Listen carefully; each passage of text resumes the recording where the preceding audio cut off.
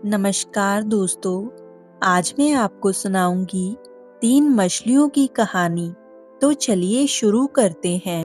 एक नदी के किनारे उसी नदी से जुड़ा हुआ एक बड़ा जलाशय था।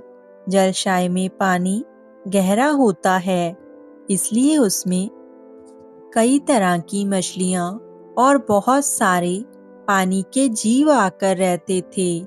उसके आसपास बहुत सी घास उगी हुई थी, इसलिए उनको वहां पर आसानी से भोजन खाने के लिए प्राप्त हो जाता था। ऐसे स्थान मछलियों को बहुत रास आते हैं। उस जलाशय में नदी से भी बहुत सारी मछलियां आकर रहती थी। अंडे देने के लिए तो सभी मछलियां उसी जलाशय में आती थी। वह जलाशय लंबी घास वह झाड़ियों द्वारा घिरा हुआ था। इसी कारण वो जलाशय किसी को आसानी से नजर भी नहीं आता था। उसी जलाशय में 3 मछलियों का एक झुंड रहता था, जिनके नाम थे अन्ना, प्याऊ, जद्दी, और इनके स्वभाव भी भिन्न थे। ये तीनों एक दूसरे से अलग सोचती थी। अन्ना संकट आने के लक्षण मिलते ही संकट टालने का उपाय करने में विश्वास रखती थी। प्याऊ कहती थी कि संकट आने पर ही उससे बचने का यत्न करना चाहिए। यदि का सोचना था कि संकट को टालने या उससे बचने की बात बेकार है। करने या कराने से कुछ भी नहीं होगा। जो हमारी किस्मत में लिखा है वह होकर ही रहेगा। एक दिन 2 मछुआरे नदी में से मछलियां पकड़कर शाम को घर वापस जा रहे थे। आज बहुत कम ही मछलियां उनके जाल में फंसी थी और उनके चेहरे बहुत उदास थे। तभी उन्हें झाड़ियों के ऊपर मछलीखोर पक्षियों का झुंड जाता दिखाई दिया। सबकी चोंच में मछलियां दबी हुई थी। वह ये देखकर चौंके।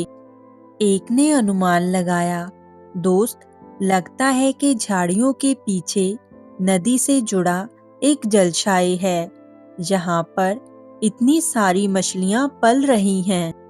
मछुआरे बहुत खुश होकर झाड़ियों में से होकर जलाशय के तट पर आकर ललचाई नजर से मछलियों को देखने लगे।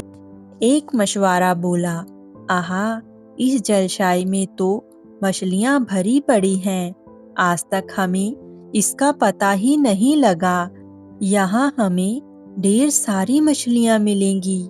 दूसरा बोला, आज शाम तो घिरने वाली है।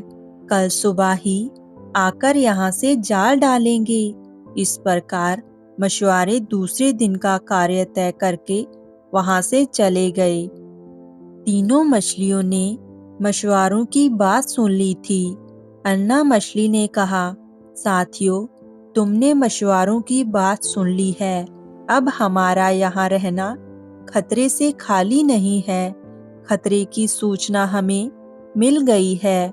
समय रहते ही अपनी जान बचाने का उपाय करना चाहिए। मैं तो अभी ही इस जलाशय को छोड़कर नहर के रास्ते नदी में जा रही हूँ। उसके बाद मछुआरे सुबह आए, जाल फेंके। मेरी बला से मुझे क्या, जब तक वो वापस आएंगे तब तक मैं तो बहुत दूर चली गई होंगी। पर त्यों मछली बोली, तुम्हें जाना है तो जाओ, मैं तो नहीं आ सकती। अभी खतरा आया कहाँ है जो इतना घबराने की जरूरत है। हो सकता है संकट आए ही ना। उन मछुआरों का यहाँ आने का कार्यक्रम रद्द हो सकता है। हो सकता है रात को उनके जाल चूहे कुतर जाएं। हो सकता है उनकी बस्ती में आग लग जाए।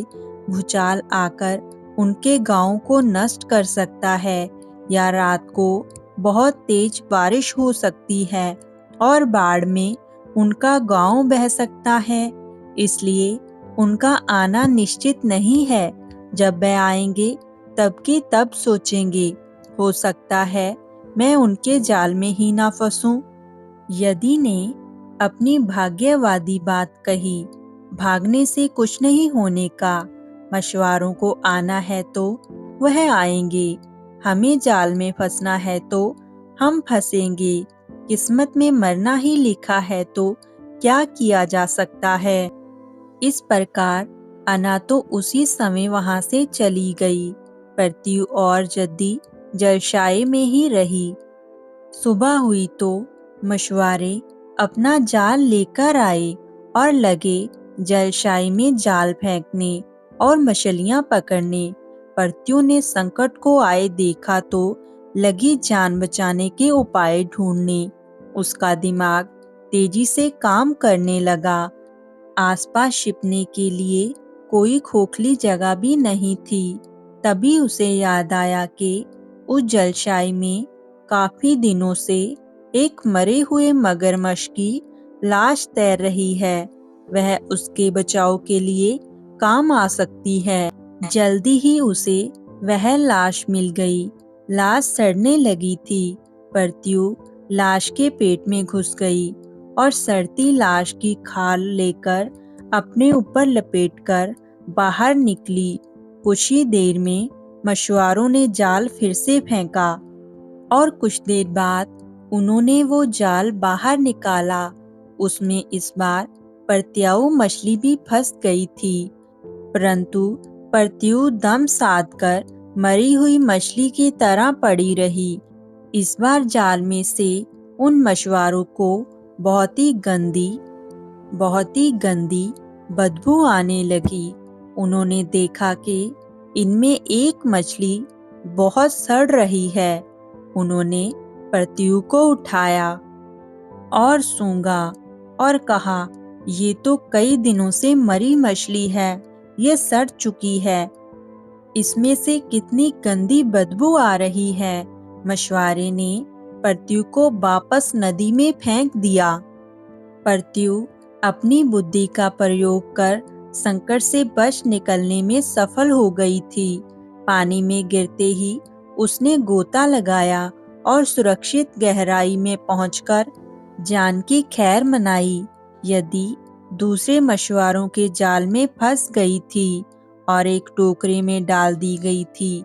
भाग्य के भरोसे रहने वाली यदि ने उसी टोकरी में अन्य मछलियों की तरह तड़प तड़प कर प्राण त्याग दिए। इस कहानी से हमें ये सीख मिलती है कि भाग्य भी उन्हीं का साथ देता है जो कर्म में विश्वास रखते हैं और कर्म को प्रधान मानते हैं। भाग्य के भरोसे हाथ पर हाथ रखकर बैठे रहने वाले का विनाश निश्चित है।